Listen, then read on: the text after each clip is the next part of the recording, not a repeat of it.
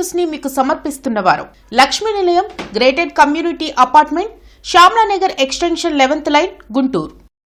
నమస్కారం. City news కి స్వాగతం. ముందుగా వార్తలను ముఖ్యాంశాలు. సాంఘిక సంక్షేమ శాఖపై సీఎం చంద్రబాబు సమీక్ష. డైట్ ఛార్జీలను 10% పెంచాలని అధికారులకు ఆదేశం.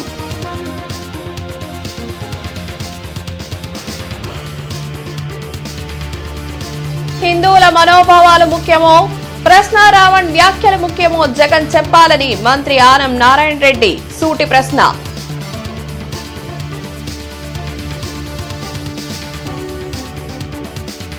శంకర్ విలాస్ బ్రిడ్జి ప్రాంత వ్యాపార వర్గాలతో కలెక్టర్ సమావేశం. ఫ్లైఓవర్ పూర్తి కావడానికి సహకరించాలని సూచన.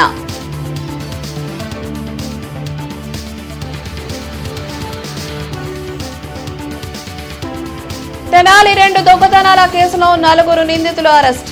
బంగారు ఆభరణాలు, నగదు, సెల్ ఫోన్లు స్వాధీనం.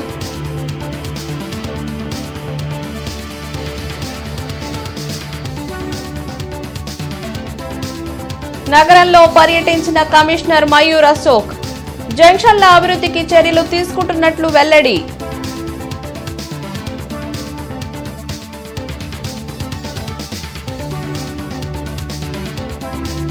రాజ్యాంగాన్ని మార్చేందుకు బీజేపీ కుట్రలు. మాజీ మంత్రి చింతామోహన్ ఆరోపణలు. ప్రభుత్వ వసతి గృహాలు, గురుకులాల్లో చదువుతున్న విద్యార్థులకు చెల్లించే డైట్ ఛార్జీలను 10% పెంచాలని ముఖ్యమంత్రి చంద్రబాబు అధికారులను ఆదేశించారు. వెలగపూడి సచివాలయంలో సంక్షేమ శాఖపై సీఎం చంద్రబాబు సమీక్షించారు. మంత్రులు డోలా బాల వీరాంజనేయ స్వామి, సవిత, సంధ్యారాణి, ఎన్ఎండి ఫరూక్, ఇతర ఉన్నతాధికారులు పాల్గొన్నారు. 100 కోట్లతో గవర్నమెంట్ హాస్టల్స్, రెసిడెన్షియల్ స్కూళ్ల మరమ్మతులు చేపట్టాలని సూచించారు. బీసీ, ఎస్సీ, ఎస్టీ, మైనార్టీల జీవితాల్లో విద్య ద్వారానే మార్పు వస్తుందని, దీనికి తగ్గట్టుగా వారికి అన్ని రకాల అవకాశాలు కల్పించాలని సీఎం దిశానిర్దేశం చేశారు. హిందువుల మనోభావాలు ముఖ్యమా, ప్రశ్న రావణ్ వ్యాఖ్యలు ముఖ్యమో జగన్ చెప్పాలని మంత్రి ఆనం నారాయణ రెడ్డి డిమాండ్ చేశారు. ప్రభుత్వం చట్టపరమైన చర్యలు తీసుకుంటుంటే రావణ్కు వైసీపీ మద్దతివ్వటం ఏంటని మంత్రి ఆనం రామనారాయణ రెడ్డి నిలదీశారు.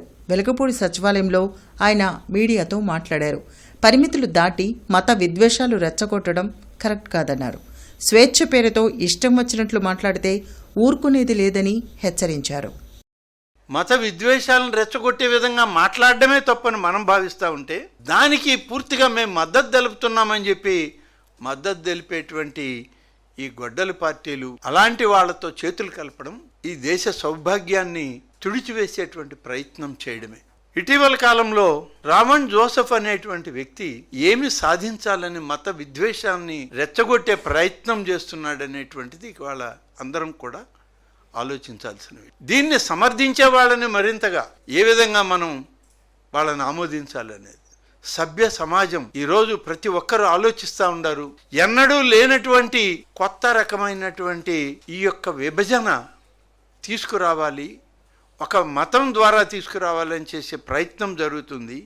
మత విద్వేషాలకు దీన్ని రూపకల్పన చేస్తున్నారు అని తెలిసినప్పుడు దీన్ని ప్రతి ఒక్కరం ఖండించాల్సిన అవసరం. శంకర విలాస్ ఫ్లైఓవర్ ప్రాంత వ్యాపార వర్గాలు ప్రజలతో జిల్లా కలెక్టర్ కార్యాలయంలో కలెక్టర్ సాయికాంత్ వర్మ సమావేశం నిర్వహించారు. ఫ్లైఓవర్ త్వరితగతిన పూర్తి కావడానికి సహకరించాలని కోరారు. ఫ్లైఓవర్ త్వరితగతిన పూర్తి చేయడానికి ప్రభుత్వం సానుకూలంగా ఉందని కలెక్టర్ సాయికాంత్ వర్మ అన్నారు. ఇందుకు ఆ ప్రాంత ప్రజలు, ముఖ్యంగా వ్యాపార వర్గాలు సహకారాన్ని అందించాలని కోరారు. వ్యాపార వర్గాలకు సాధ్యమైనంత మేరకు మంచి జరిగే విధంగా కృషి చేస్తామని చెప్పారు. సర్వీస్ రోడ్ 17 అడుగులు మాత్రమే పెట్టడం జరిగిందని, తద్వారా వ్యాపార కార్యకలాపాలకు అనుకూలంగా లేదని వ్యాపార వర్గాలు తెలియచేయగా, భూమిని ఇవ్వటానికి ముందుకు వస్తే అందుకు ప్రభుత్వ నిబంధనల మేరకు నష్టపరిహారం అందచేసి సర్వీస్ రోడ్ వెడల్పు పెంచడానికి చర్యలు తీసుకుంటామని వివరించారు. Commissioner Mayur Ashok Kakani Y junction bus stand దగ్గరలోని ఎన్టీఆర్ విగ్రహం సెంటర్, జీనా టవర్ సెంటర్, నాస్ సెంటర్, చుట్టుకుంట జంక్షన్లను AP urban infrastructure management limited, GMC పట్టణ ప్రణాళిక, ఇంజనీరింగ్ అధికారులు ట్రాఫిక్ పోలీసులతో కలిసి పరిశీలించి తీసుకోవాల్సిన చర్యలపై అధికారులకు తగు ఆదేశాలు జారీ చేశారు. ఈ సందర్భంగా కమిషనర్ మయూర్ అశోక్ మాట్లాడుతూ గుంటూరు నగరం రాష్ట్ర రాజధానిలో భాగంగా ఉన్నందున నగరంలో అధునాతన హంగులతో జంక్షన్లు, పార్కులు, సెంట్రల్ డివైడర్లు, అవెన్యూ ప్లాంటేషన్లను అభివృద్ధి చేయాల్సిన అవసరం ఎంతైనా ఉందన్నారు. ఆయా జంక్షన్లలో లైటింగ్, గ్రీనరీ, ఫుట్పాత్లు, ట్రాఫిక్ సిగ్నల్, సైన్ బోర్డులు, వాటర్ ఫౌంటైన్లను ఆధునిక విధానంలో ఆకర్షణీయంగా తీర్చిదిద్దుతామని తెలిపారు. ఏపీ యుఐ ఏఎంఎల్ ప్రతిపాదనల మేరకు క్షేత్రస్థాయిలో ట్రాఫిక్ పోలీసుల సమన్వయంతో ట్రయల్ చేయాలని ఇంజనీరింగ్, పట్టణ ప్రణాళిక అధికారులను ఆయన ఆదేశించారు.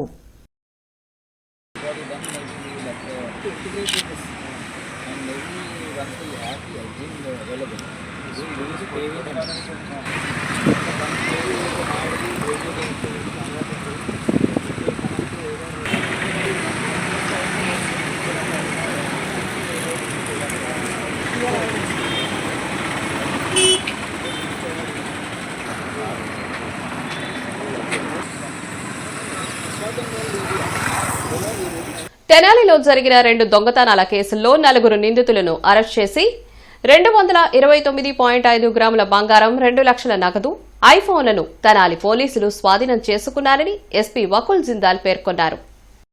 వేజండ్ల జోసెఫ్ అనే కారు డ్రైవర్ చెడు వ్యసనాలకు అలవాటు పడి కటేవరంలో తాను డ్రైవర్గా పనిచేసిన కనపర్తి సాల్మాన్ రాజు ఇంట్లో దొంగతనం చేశాడని ఎస్పీ వకుల్ జిందాల్ తెలిపారు. కుటుంబ సభ్యులు ఇంట్లో లేని సమయంలో వెళ్లి 2 లక్షల నగదు, 234.5 గ్రాముల బంగారం చోరీ చేశాడని చెప్పారు.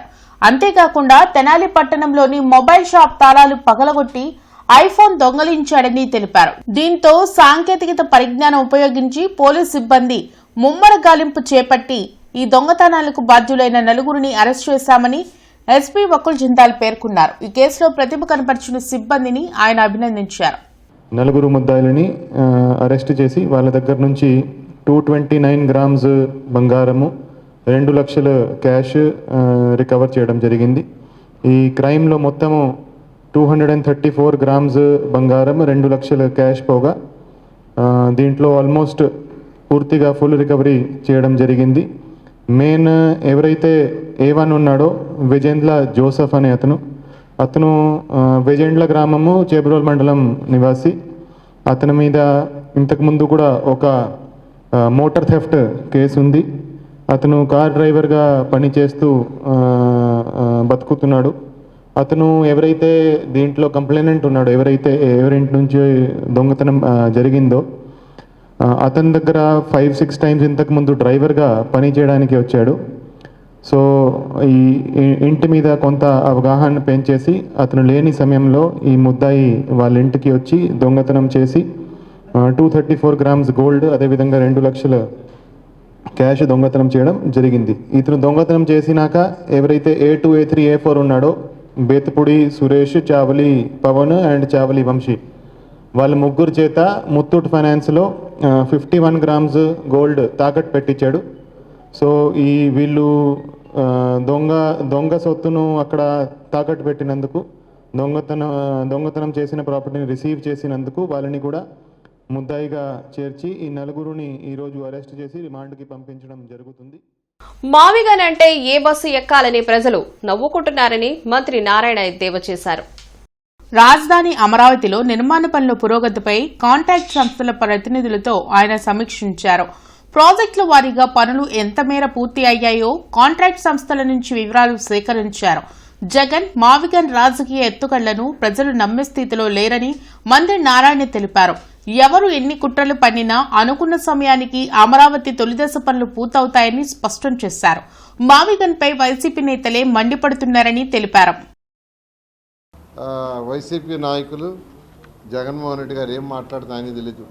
మావిగన్ అనేది అసలు నవ్వుతున్నారు అందరూ. ఎందుకంటే మొన్నటిదాకేమో 3 క్యాపిటల్స్ విశాఖపట్నం అని, కర్నూలు అని, అమరావతి అన్నాడు. అది పోయింది. ఇప్పుడు వచ్చేళ్ళక మావిగన్. ఇన్ని రాజకీయ ఎత్తుగళ్ళు. ప్రజలు నమ్మేవాళ్ళు లేరండి. ప్రజలందరూ ప్రజా పరిపాలన కావాలి. అసలు ఫస్ట్ ఒక నాయకుడు తెలుసుకోవాల్సింది ఏంటంటే మన స్ట్రక్చర్ ఏంది, మన సిస్టమ్ ఏంది. మన యొక్క సిస్టమ్ ఏంటంటే ఇప్పుడు అసెంబ్లీ ఉంది, ప్రజల చేత ఎన్నుకోబడిన నాయకులందరూ వాళ్ళందరూ అసెంబ్లీలో ప్రజలకు సంబంధించిన చట్టాలు చేస్తారు. ఆ చట్టాలను ఇంప్లిమెంట్ చేసేది ఎగ్జిక్యూషన్ అధికారులు. ఆ అధికారులు సరిగా చేస్తారో లేదని చూసే ప్రాపర్ జడ్జిమెంట్స్ ఇచ్చేది జ్యుడిషియల్. ఈ 3 వ్యవస్థలు ఉంటాయి. ఈ 3 వ్యవస్థలు ఒక దగ్గర ఉంటే ప్రజలకు పరిపాలన సులువు. 2,000 కోట్ల రూపాయల కేంద్ర స్పాన్సర్డ్ పథకాల లబ్ధిదారులకు కేంద్ర ఆర్థిక శాఖ మంత్రి నిర్మలా సీతారామన్ చేతుల మీదుగా శాంక్షన్ లెటర్స్ అందజేయనున్నామని ఎంపీ లావు శ్రీకృష్ణదేవరాయలు పేర్కొన్నారు. జూలై 17వ తేదీన మంత్రి నిర్మలా సీతారామన్ పర్యటన పల్నాడు జిల్లాలో ఉందని ఎంపీ లావు శ్రీకృష్ణదేవరాయలు తెలిపారు. గుంటూరులోని తన క్యాంప్ కార్యాలయంలో జరిగిన మీడియా సమావేశంలో ఆయన మాట్లాడారు. క్రెడిట్ అవుట్ రీచ్ కార్యక్రమం ద్వారా సామాన్యులకు బ్యాంకులను అందుబాటులోకి తీసుకొస్తున్నామన్నారు. 28 మండలాల పరిధిలో ప్రతి మండలంలో మహిళలతో ఒక క్లస్టర్ ఏర్పాటు చేయనున్నామన్నారు. 7 గ్రామాలను ఒక యూనిట్గా తీసుకుని సూర్యఘర్ రుణాలు అందచేయనున్నామని తెలిపారు. కేంద్ర రాష్ట్ర ప్రభుత్వ పథకాలపై ప్రజలకు అవగాహన కల్పించాల్సిన అవసరం ఉందన్నారు. వరికపుడిసెల ప్రాజెక్టుకు సంబంధించి ఎన్విరాన్మెంట్ క్లియరెన్స్ స్టడీ జరుగుతుందన్నారు. వచ్చే పార్లమెంటు సమావేశాల్లో నియోజకవర్గాల పునర్విభజన బిల్లు వచ్చే అవకాశం ఉందని ఆశాభావం వ్యక్తం చేశారు. క్రెడిట్ అవుట్ రీచ్ అనేది ఈ కార్యక్రమంలో ముఖ్యమైనది. ఆ ఒక్క రోజులోనే ముఖ్యమంత్రి గారి చేతుల మీద, అలాగే ఆర్థిక మంత్రి గారి చేతుల మీదుగా పల్నాడు నియోజకవర్గానికి సంబంధించి 1,500 కోట్ల నుంచి 2,000 కోట్ల దాకా వివిధ central government schemes, PM Vishwakarma అనుకోండి, పిఎం స్వనిధి అనుకోండి, పిఎం ఈజీపీ అనుకోండి, పిఎం ఎఫ్ఎంఈ అనుకోండి, ఇలాంటి వేరు లోన్ స్కీమ్స్ ఉన్నాయి. వీటన్నిటినీ కూడా ఆ రోజు అప్లికేషన్స్ ఎవరైతే పెట్టుకున్నారో వారందరికీ కూడా డెలివర్ చేయబోతా ఉన్నారు. వారందరికీ కూడా శాంక్షన్ చేయబోతా ఉన్నారు. అంబేద్కర్ రాజ్యాంగాన్ని పూర్తి స్థాయిలో మార్చేందుకు బీజేపీ ప్రభుత్వం కుట్రలు చేస్తోందని కాంగ్రెస్ మాజీ మంత్రి చింతా మోహన్ మండిపడ్డారు. రాజ్యాంగం రచించే సమయంలో అసెంబ్లీలో ఉన్న సభ్యులు ఇబ్బందులు పెట్టడంతో అంబేద్కర్ 2 సార్లు రాజీనామా పత్రాన్ని జవహర్లాల్ నెహ్రూకు పంపారని గుర్తు చేశారు. బ్రాడీపేటలో జరిగిన మీడియా సమావేశంలో రాజ్యాంగాన్ని రక్షించాలనే అంశంపై చింతామోహన్ మాట్లాడారు. అయోధ్య రామమందిరంలో జరిగిన అవినీతిపై సీబీఐ విచారణ జరిపించాలని డిమాండ్ చేశారు. బీజేపీ రాజ్యాంగాన్ని మార్చే కుట్రకు చంద్రబాబు నాయుడు వత్తాసు పలుకుతున్నారని ఆరోపించారు. రాష్ట్రంలో పోలీస్ వ్యవస్థ అధ్వానంగా ఉందన్నారు. ప్రజలకు 2 పార్టీలపై నమ్మకం పోయి ప్రత్యామ్నాయంగా కాంగ్రెస్ పార్టీ వైపు చూస్తున్నారని అన్నారు. ఈ విధంగా పార్టీలనే నాశనం చేసుకుంటూ భారత రాజ్యాంగాన్ని మార్చే ఆలోచనలో ఈ జూలై చివరిలో ఉండబోతా ఉంది. చాలా దగ్గరలో ఉంది. ఉన్నటువంటి రాజ్యాంగ సూత్రాలను పూర్తిగా మార్చే కుట్రతో భారతీయ జనతా పార్టీ ముందుకు వెళ్తా ఉంది. దానికి మా మిత్రుడు చంద్రబాబు నాయుడు సపోర్ట్ చేస్తున్నాడు.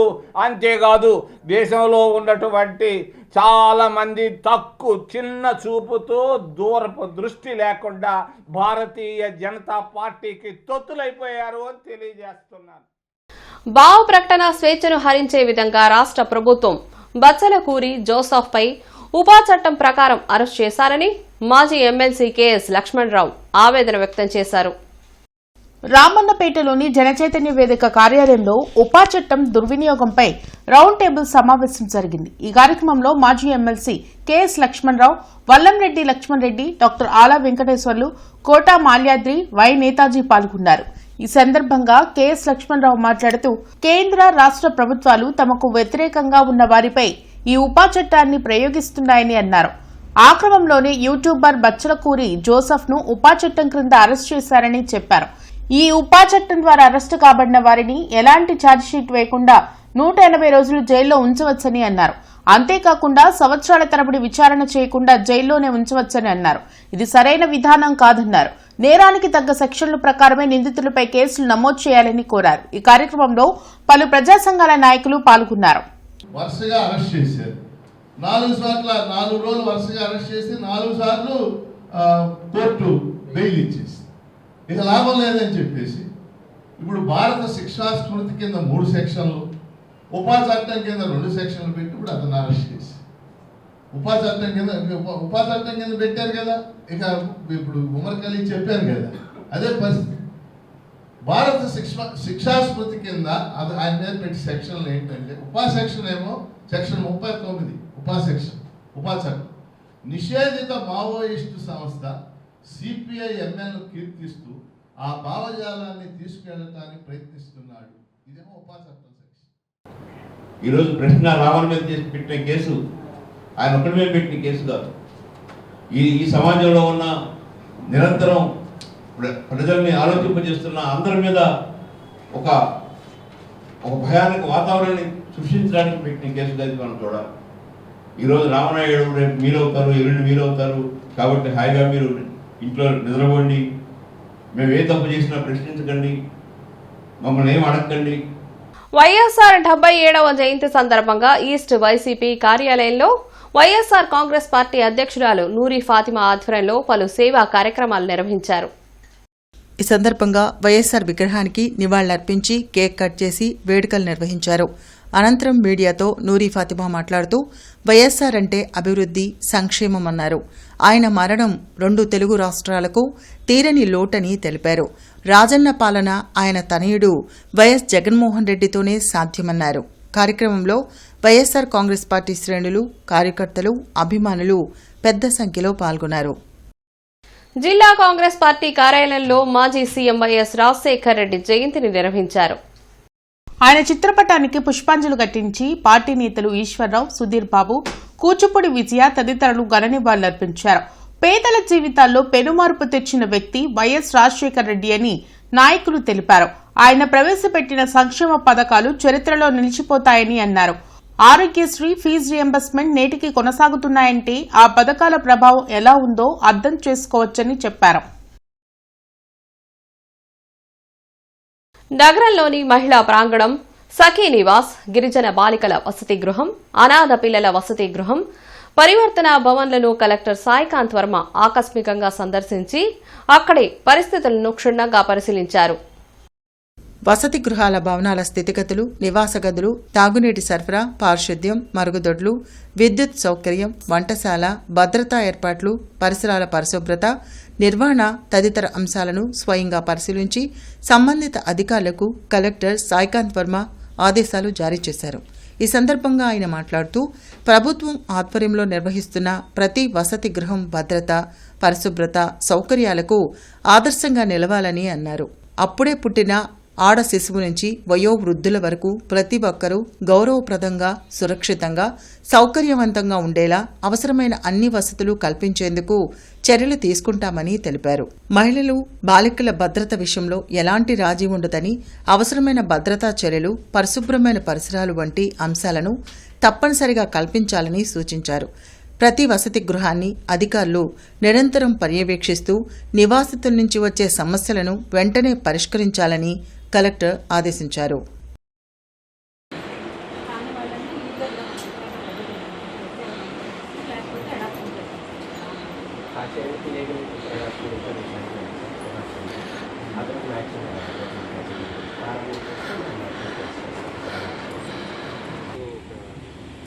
స్పేస్ పర్మిట్ చేస్తే we let us create lot of open paths. అందులో అన్ని ఏజ్కి కావాల్సిన ప్లేసెస్ 34వ డివిజన్లోని కోపాల్డ్పేట సెంటర్లో దివంగత ముఖ్యమంత్రి డాక్టర్ వైఎస్ఆర్ రాజశేఖర్ రెడ్డి జయంతి వేడుకలు డివిజన్ యోజన విభాగ అధ్యక్షుడు ఫయాజ్ ఖాన్ ఆధ్వర్యంలో ఘనంగా నిర్వహించారు. ఈ కార్యక్రమానికి ముఖ్య అతిథిగా మాజీ మంత్రి, గుంటూరు పశ్చిమ నియోజకవర్గ సమన్వయకర్త అంబటి రాంబాబు హాజరయ్యారు. ఈ కార్యక్రమంలో గుంటూరు జిల్లా మైనార్టీ విభాగ అధ్యక్షులు పఠాన్ సైదాఖాన్, క్రిస్టియన్ మైనార్టీ నాయకులు సుధాకర్, రహీముద్దీన్, జగన్, ఎస్ఎస్ఎల్ ప్రభు, మహిళా కార్యకర్తలు భారీగా పాల్గొన్నారు. అడవి తక్కెళ్లపాడులోని టాప్ కిడ్స్ స్కూల్స్ లో వన మహోత్సవాన్ని ఘనంగా నిర్వహించారు. ఈ సందర్భంగా విద్యార్థులు తమ ఇళ్ల నుంచి మొక్కలు తీసుకువచ్చి పాఠశాల ఆవరణలో నాటి వాటి సంరక్షణ బాధ్యతను కూడా స్వీకరించారు. పాఠశాల డైరెక్టర్ లతా థామస్ మరియు ప్రిన్సిపల్ జ్యోతి శేఖర్ బాబు ఆధ్వర్యంలో నిర్వహించిన ఈ కార్యక్రమంలో విద్యార్థులు, ఉపాధ్యాయులు ఉత్సాహంగా పాల్గొన్నారు. ఈ సందర్భంగా డైరెక్టర్ లతా థామస్ మాట్లాడుతూ, వన మహోత్సవం అంటే కేవలం ర్యాలీలు నిర్వహించడం లేదా అవగాహన కల్పించడం మాత్రమే కాదని, ప్రతి ఒక్కరూ స్వయంగా మొక్కలు నాటి వాటిని పరిరక్షించడం ద్వారా ప్రకృతి పరిరక్షణకు నిజమైన సేవ చేసినట్లవుతుందని అన్నారు. కన్నావారి తోటలో వైఎస్ జయంతి కార్యక్రమం జరిగింది. వైఎస్ విగ్రహానికి అంబటి రాంబాబు పూలమాలలు వేసి నివాళులర్పించారు. కార్యక్రమాల్లో వెంకటరెడ్డి, కోటి పురుషోత్తం, అశోక్ పాల్గొన్నారు. నేటి మిర్చి ధరలు ఇలా ఉన్నాయి. నాన్ ఏసీ మిర్చి ధరలు: కామన్ వెరైటీ 334 రకం minimum 13,500, maximum 18,000, model 17,000. Number 5 minimum 13,500, maximum 17,000, model 17,000. 341 రకం minimum 14,000, maximum 17,000, model 16,500. Special variety Teja రకం minimum 13,500, maximum 17,500, model 17,000. Byadgi 355 minimum 15,000, maximum 18,000, model 17,500 రూపాయలు. దేవనారు deluxe minimum 14,000, maximum 18,300, model 18,000. Armoor రకం మినిమం 13,000, మాక్సిమం 17,000, మోడల్ 16,000. ఏసీ మిర్చి ధరలు: కామన్ వెరైటీ 334 రకం minimum 15,500, maximum 26,500, model 25,500. Number 5 minimum 15,000, maximum 25,000, model 24,500. 341 రకం minimum 15,500, maximum 25,000, model 24,000. Special variety Teja రకం minimum 15,500, maximum 21,500, model 20,500. Byadgi 355 minimum 17,000, maximum 25,500, model 25,000. దేవనారు deluxe minimum 17,000, maximum 25,500, model 25,000. మిర్చి తాలకాయ common variety 334 రకం minimum 7,500, maximum 12,500, model 11,500. Number 5 minimum 7,500, maximum 11,000, model 10,500. 341 రకం minimum 8,000, maximum 11,500, model 11,000. Special variety Teja రకం minimum 8,000, maximum 10,000, model 9,800 రూపాయలు. బడిగి minimum 8,500, maximum 12,000, model 11,000. ఇవి ఈనాటి వార్తలు. నమస్కారం. సిటీ న్యూస్ ని మీకు సమర్పించిన వారు Lakshmi Nilayam, gated community apartment, Shyamalanagar extension 11th line, Guntur.